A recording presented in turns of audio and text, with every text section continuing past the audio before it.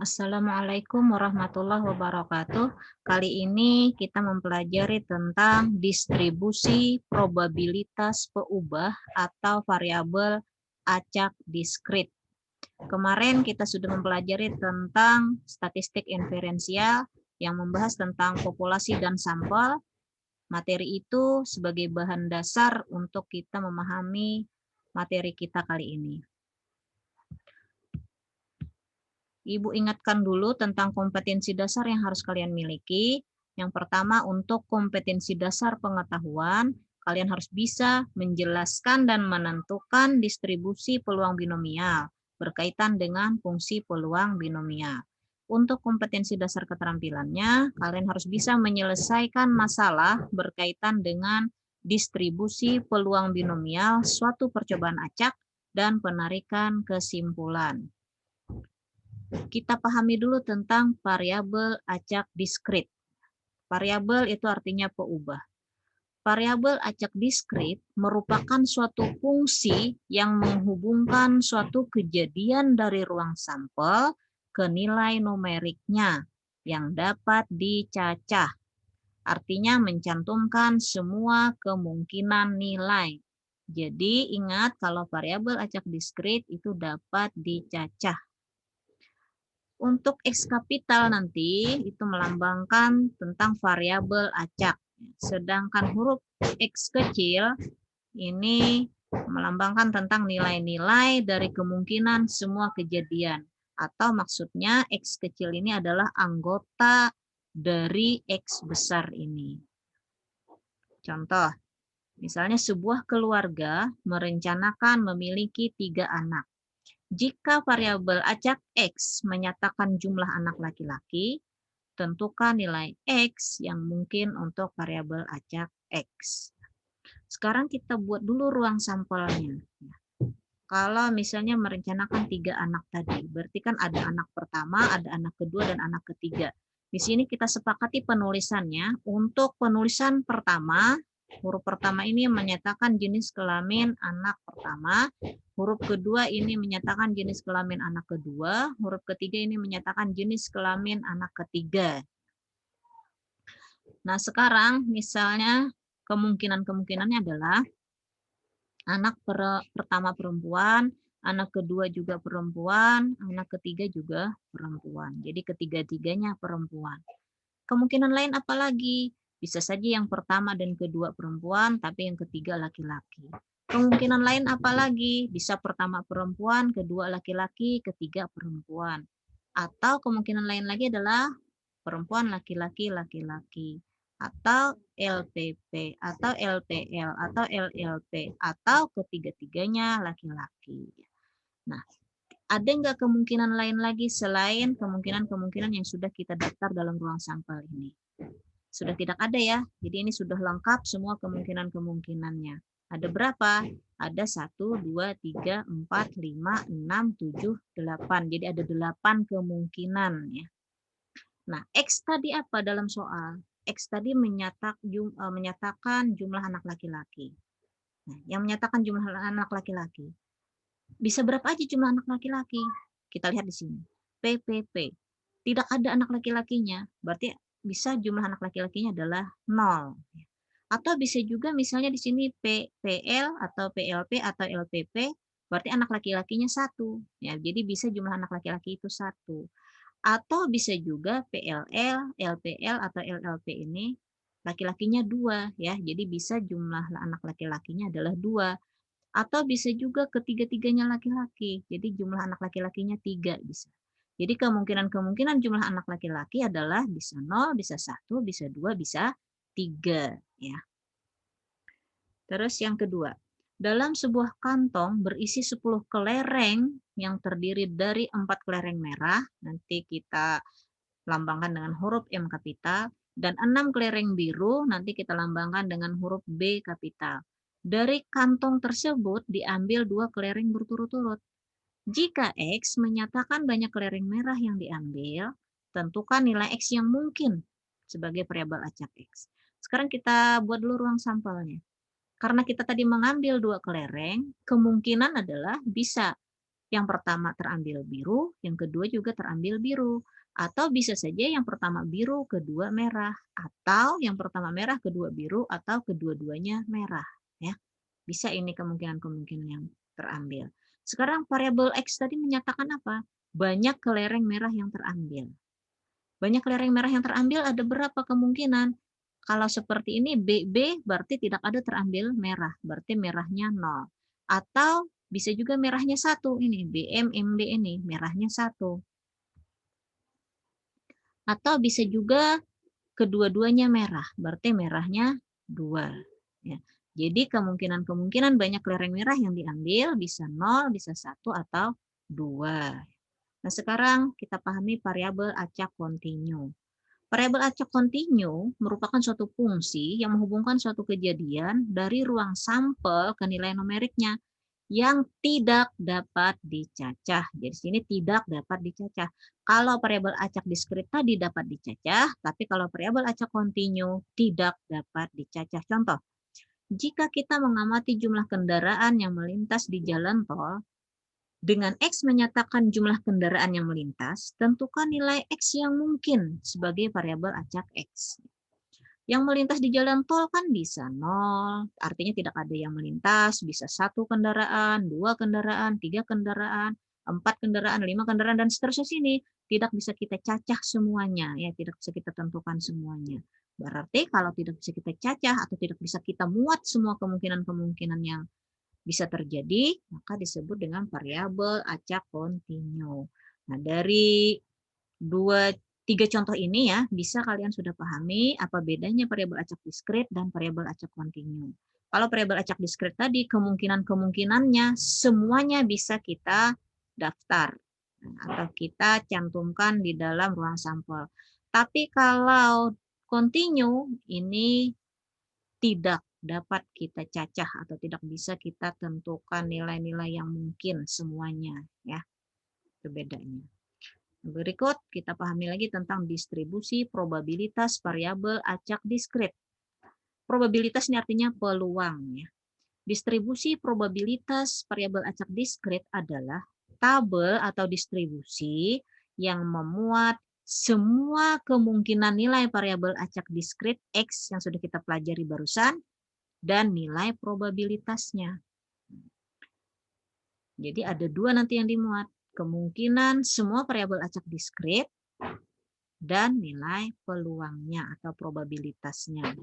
Ingat, jumlah dari peluang semua kemungkinan nilai adalah 1. Jadi nanti semua peluang itu kalau kita jumlahkan nilainya 1. Ya. Contoh, tuliskan distribusi probabilitas pada percobaan pengundian 3 buah uang logam jika X menyatakan banyaknya sisi angka yang muncul. Nah, uang logam itu kan ada 2 sisi, ada sisi angka, ada sisi gambar. Sisi angka nanti kita lambangkan huruf A, sisi gambar kita lambangkan huruf G. Kita buat dulu ruang sampelnya. Di sini kita sepakati dulu kalau penulisan pertama ini adalah uang logam yang pertama, penulisan yang kedua adalah uang logam yang kedua, penulisan yang ketiga adalah uang logam yang ketiga. Jadi kemungkinan-kemungkinannya bisa uang logam yang pertama muncul angka, uang logam kedua muncul angka juga, uang logam yang ketiga juga muncul angka. Atau bisa saja uang logam pertama dan kedua muncul angka, tapi uang logam ketiga muncul gambar. Atau bisa juga pertama angka, kedua gambar, ketiga angka. Atau bisa juga angka gambar-gambar. Atau gambar angka-angka. Atau bisa juga gambar, angka gambar. Atau bisa juga pertama dan keduanya gambar, yang ketiganya angka, atau ketiga-tiganya gambar ya. Ini sudah lengkap semua anggota ruang sampel. Tidak ada kemungkinan lain lagi selain yang ini. Ada berapa ini? 1, 2, 3, 4, 5, 6, 7, 8. Ada 8 anggota ruang sampelnya. X tadi apa? X tadi adalah menyatakan banyaknya sisi angka yang muncul. Lihat sisi angka yang muncul ada berapa banyak? Bisa kalau yang ini 1 ya, dari sini dulu kita. Bisa angkanya 0, artinya tidak ada muncul angka atau gambar semuanya ya, 0. Bisa angkanya 1, misalnya AGG, GAG, GGA. Bisa 1 angkanya. Atau angkanya 2, AAG, AGA, GAA. ada 2, atau ketiganya angka. Ini ketiganya angka. Jadi kemungkinan banyaknya sisi angka yang muncul adalah bisa 0, bisa 1, bisa 2, atau 3. Sekarang baru kita buat tabel distribusi probabilitasnya. Di sini untuk baris pertama itu menyatakan nilai X kecil atau anggota dari X besar tadi, itu anggotanya adalah 0, 1, 2, 3. 0, 1, 2, dan 3. Di sini adalah peluangnya untuk nilai X nanti bernilai 0, bernilai 1, bernilai 2, dan seterusnya. Nah, sekarang yang pertama dulu. Peluang dari X bernilai 0. Yang bernilai 0 ada berapa? Yang angkanya 0 ada berapa? Ada 1 tadi ya, G, G, G. Ada 1 yang angkanya 0. Berarti 1 dari 8 tadi ya, berarti 1 per 8. Sekarang peluang untuk X yang nilainya 1. X tadi yang nilainya 1, maksudnya angkanya 1. Yang angkanya 1 tadi ada 3 ya. A, G, G, G, A, G, dan G, G, A. 3 dari 8, makanya 3 per 8. Bisa juga yang ke berikut, peluang dari X bernilai 2. Maksudnya angkanya ada 2. Ada berapa banyak yang angkanya 2? AAG, AGA, dan GAA. Ada 3 ya. 3 dari 8. Berarti peluangnya adalah 3 per 8. Peluang dari X bernilai 3. Atau ketiga-tiganya maksudnya angka. Ya. Angkanya muncul 3 kali. Nah, 3 ada 1 ya. 1 dari 8. Berarti peluangnya adalah 1 per 8. Sekarang kalau kita jumlahkan, 1 per 8 ditambah 3 per 8 adalah 4 per 8, ditambah lagi 3 per 8 adalah 7 per 8, ditambah 1 per 8 lagi berarti 8 per 8. 8 dibagi 8 nilainya 1. Jadi peluang tadi semuanya kalau kita jumlahkan nilainya 1. Ya. Contoh kedua, sebuah dadu yang seimbang dilemparkan 1 kali. Jika X menyatakan mata dadu yang muncul pada sekali pelemparan sebuah dadu, tuliskan tabel distribusi probabilitas untuk X. Kita lihat ruang sampelnya.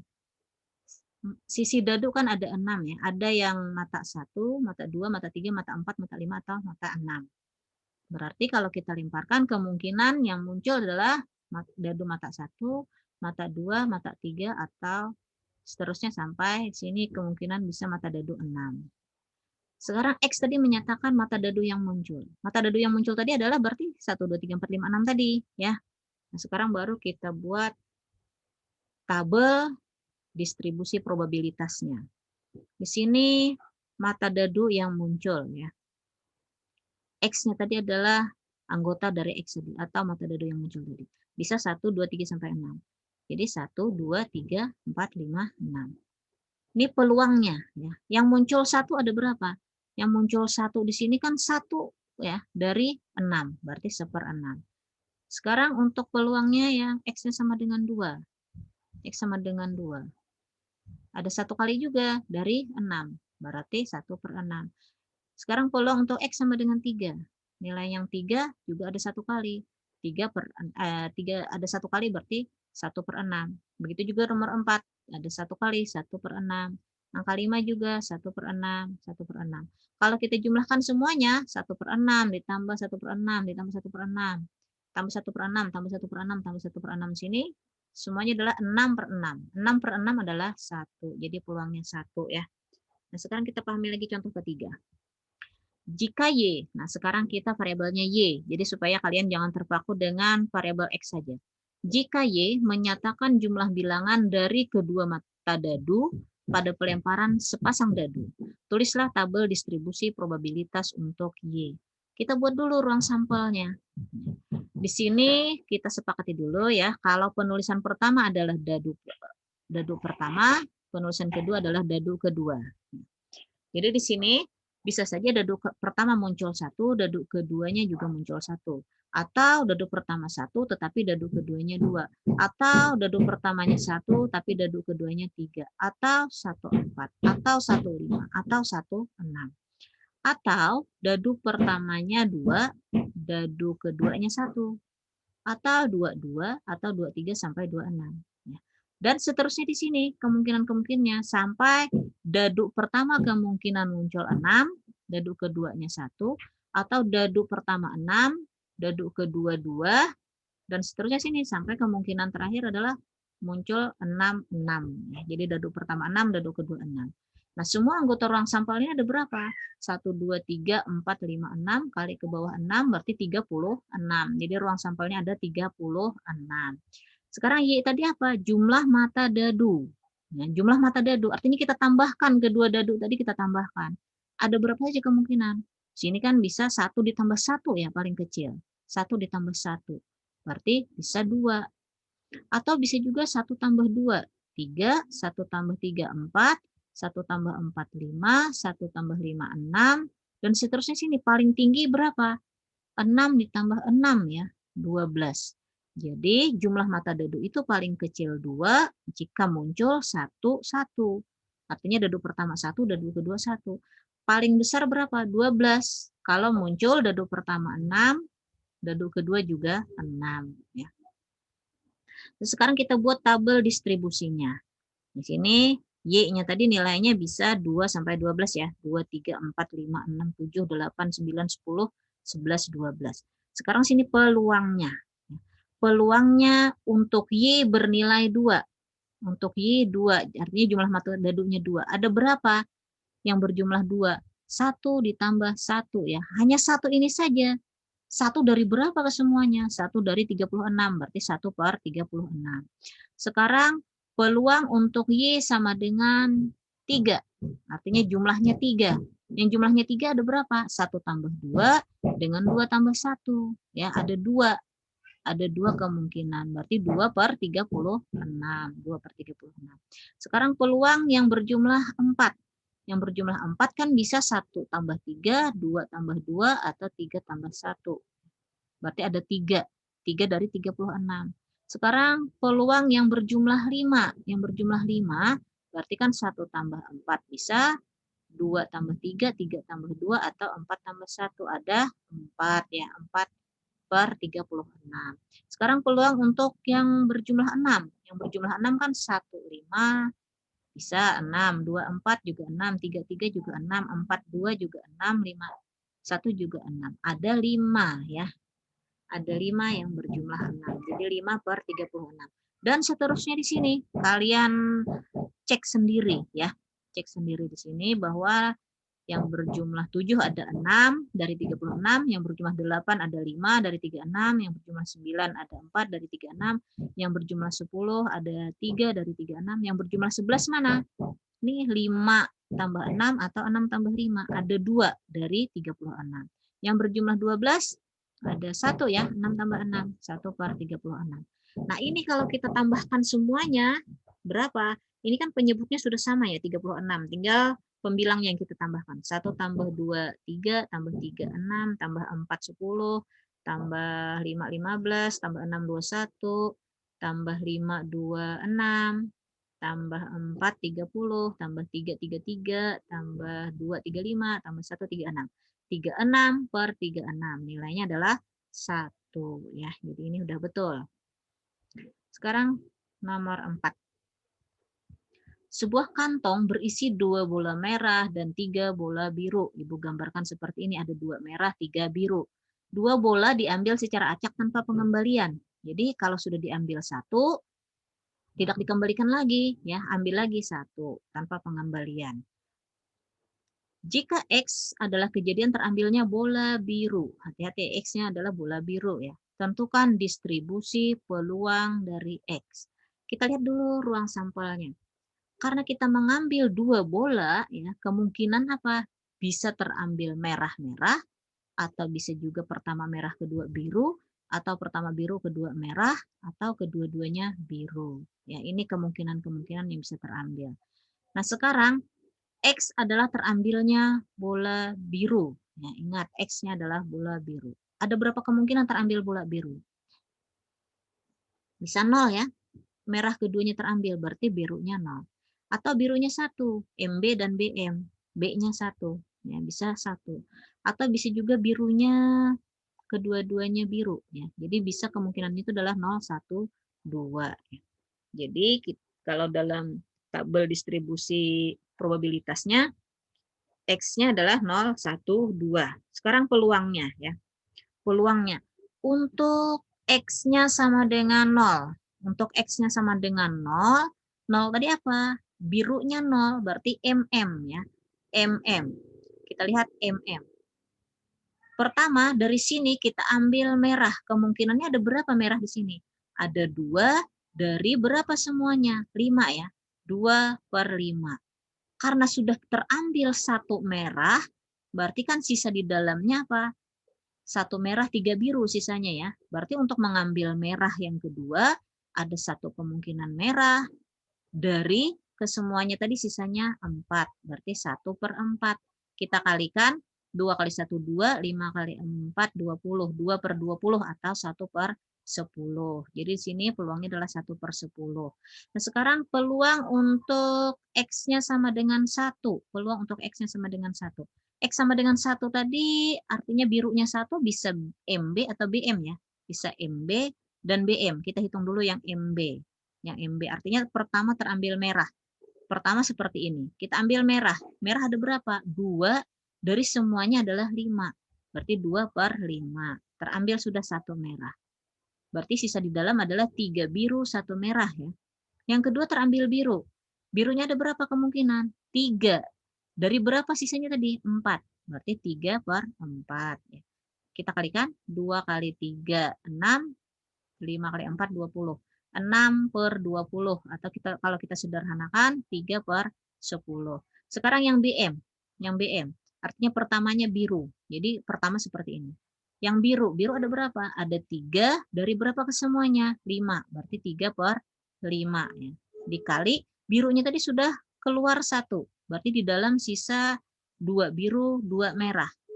Terambil keduanya merah. Berarti merah kemungkinannya apa? 2 dari semuanya tadi 4 ya. 2/4. Kalau kita kalikan 3 kali 2, 6. Dibagi 5 kali 4, 20. 6/20. Atau kalau kita sederhanakan 3/10. Ya. Nah sekarang yang peluang untuk X-nya 1 tadi kan ada 2, MB dan BM. Berarti kita tambahkan 3/10 tambah 3/10 adalah 6/10. Terus kemungkinan lain peluang untuk X-nya yang sama dengan 2 ya. Untuk X sama dengan 2. X sama dengan 2 tadi berarti kedua-duanya biru. BB. Ya, BB. Sekarang kita lihat. Awalnya seperti ini. 3 biru, 2 merah. Kita ambil biru 1. Biru tadi ada berapa? 3 dari 5. Berarti 3/5. Birunya sudah keluar 1. Kita ambil 1 tadi kan birunya. Berarti di dalamnya sisa 2 biru, 2 merah. Ya. Berarti kita ambil lagi biru. Birunya ada berapa lagi sisanya? 2. Dari berapa semuanya? 4 ya. 2/4. Jadi 3 kali 2, 6 dibagi 20. 6/20 atau 3/10 tadi ya. Sini 3/10. Sekarang kalau kita jumlahkan. 1/10 tambah 6/10 adalah 7/10. Tambah 3/10 berarti 10/10. 10/10 nilainya 1 ya. Oke. Ibu rasa 4 contoh soal itu sudah cukup kalian bisa memahami tentang distribusi probabilitas variabel acak diskrit ya. Sekarang untuk kalian kerjakan ada satu soal di sini, silahkan kalian kerjakan. Sebuah kantong berisi 2 bola merah dan 3 bola biru. 3 bola diambil secara acak tanpa pengembalian. 3 bola diambil secara acak tanpa pengembalian dan X adalah kejadian terambilnya bola merah. Tentukan distribusi peluang dari X. Baik, Ibu rasa cukup sampai di sini pertemuan kita kali ini. Akhirnya, Assalamualaikum warahmatullahi wabarakatuh.